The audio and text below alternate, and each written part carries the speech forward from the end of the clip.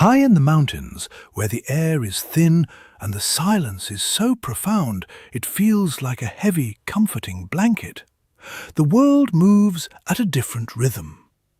Here the clouds do not rush, they drift, embracing the peaks in a slow, white dance. The wind does not shout. It whispers ancient secrets to the pine trees, secrets of patience, of endurance, and of the vast, timeless sky.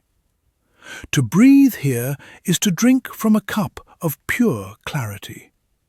Imagine for a moment that you are sitting on a high ridge. Below you, the valley stretches out like a green ocean, and above, the blue is so deep it looks like the eye of the universe itself.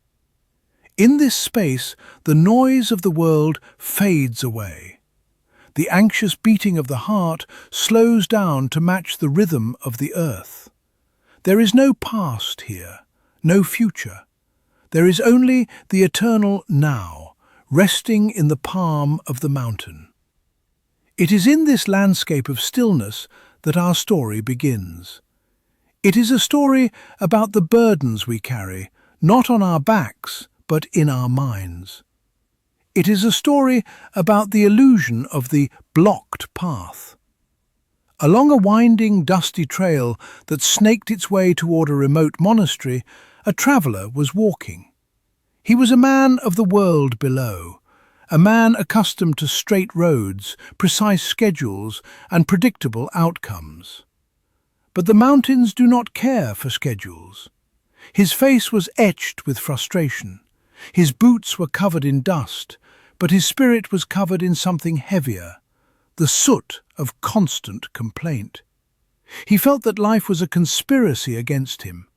Every time he sought success, a delay occurred. Every time he sought love, a misunderstanding arose.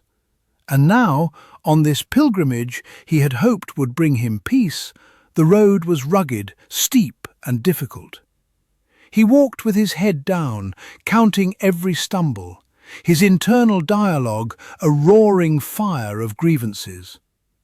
Rounding a sharp bend, he came upon a Tibetan monk sitting quietly by the side of the road. The monk's robes were the colour of autumn leaves, and his face was like a calm lake reflecting the sky without holding on to it. He sat in perfect stillness, watching a hawk circle the currents of air above. The traveller stopped, dropping his heavy pack to the ground with a loud thud. He wiped the sweat from his brow and let out a long, exasperated sigh. "I have travelled for days," the traveller said, his voice tight with anger, "and this road is nothing but misery. It is too steep, it is full of ruts, and look at this." He gestured violently toward a massive grey stone that sat squarely in the middle of the narrow path. It was an ancient boulder, covered in patches of velvet moss, deeply embedded in the earth. To pass it, one had to slow down and carefully squeeze around the edge, dangerously close to the drop-off. "Why is this stone here?" the traveller demanded. "It blocks the way. It is dangerous. It is just like my life. Always something in the way. Always an obstacle preventing me from moving forward fast enough. Why does fate place these stones in my path?" The monk slowly turned his gaze from the hawk to the traveller. His eyes were warm, holding a compassion that did not judge the man's anger, but understood its root. He smiled, a smile as gentle as the morning sun touching the snow. "You see a stone," the monk said softly, his voice like water flowing over pebbles. "But the mountain sees only the path." The traveller blinked, confused. "But it is in the way. It stops me." "Does it stop you?" the monk asked. "Or does it ask you to move differently?" The monk stood up effortlessly, his movements fluid, like a branch swaying in the breeze. He walked to the stone and placed his hand upon its rough, cool surface. "Observe the river in the valley below," the monk said, pointing down. "Does the water complain when it meets a rock? Does it shout at the mountain for placing a barrier in its flow? No. The water is wise. It does not fight the rock. It does not try to shatter it with force. It flows around it. It embraces the obstacle, and in doing so, the river creates a bend. And it is in the bend that the river deepens. It is in the turbulence caused by the stone that the water becomes oxygenated, full of life." The traveller looked at the stone, then down at the river shimmering far below. "You believe this stone is an error," the monk continued, leaning back against the boulder. "You believe that the path should be a straight line, smooth and empty. But an empty road leads nowhere but to the horizon of your own desires. A road with stones, that is a road that shapes you." "Listen to the wind," the monk whispered. "It moves through the trees. If the trees were not there, the wind would make no sound. The music is created by the obstruction. Your life is the same." The traveller sat down on the dusty earth, his anger beginning to cool, replaced by a dawning curiosity. He watched the way the sunlight hit the moss on the stone, turning it a brilliant emerald green. "We suffer," the monk said, sitting beside him, "because we hold a picture in our minds of how the world should be. We cling to the image of a clear road.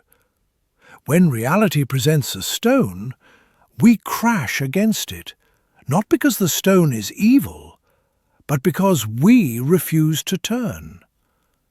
We wanted the reality to bend to our will, rather than bending our will to reality.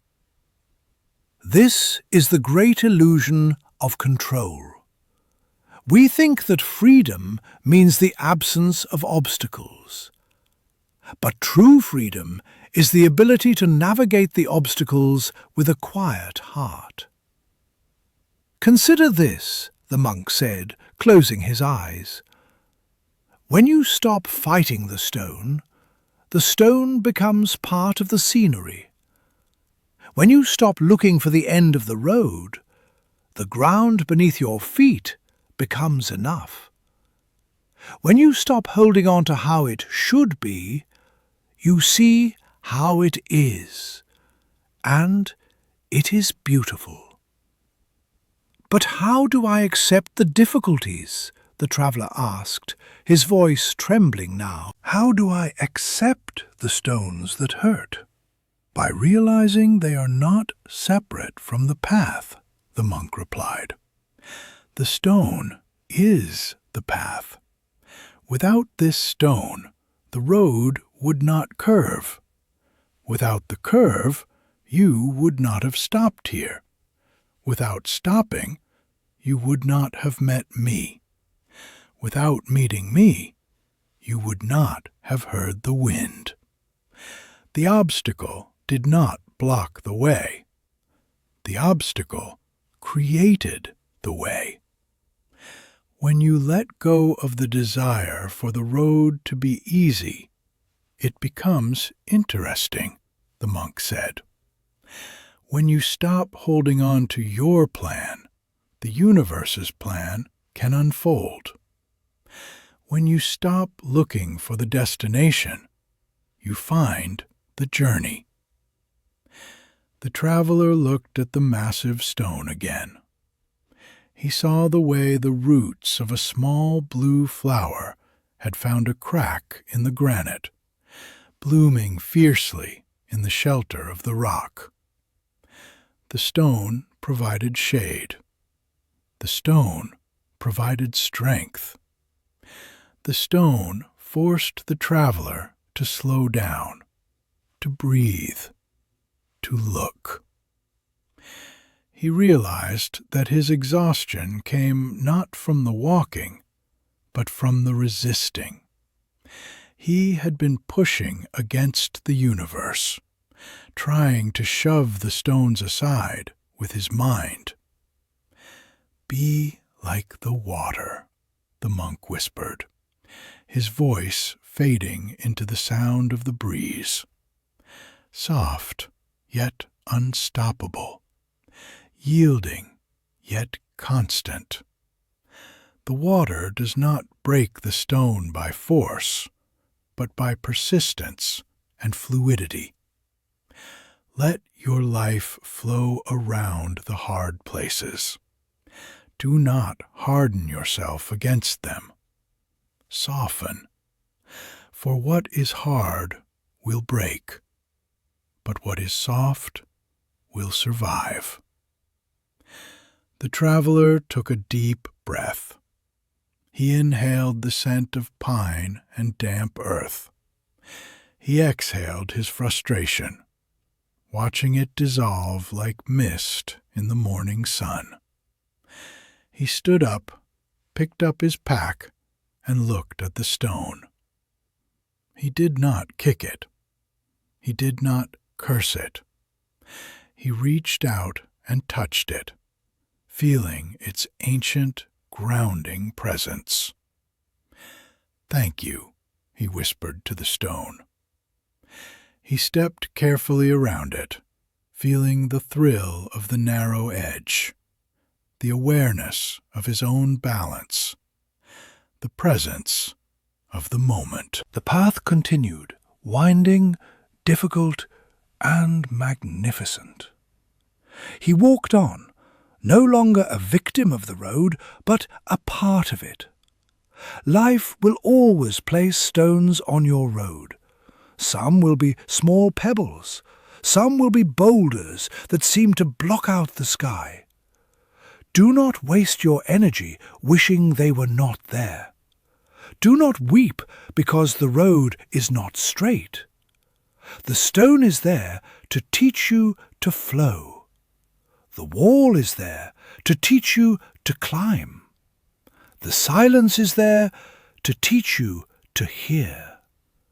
Trust the path, trust the obstacle, for it is in the navigating of the rough terrain that your soul finds its true shape. May you walk your path with a light heart, flowing like water, enduring like the mountain, and shining like the light that touches them both. If this story brought a moment of peace to your day, or if you found a quiet lesson in the stone on the road, please consider supporting the channel.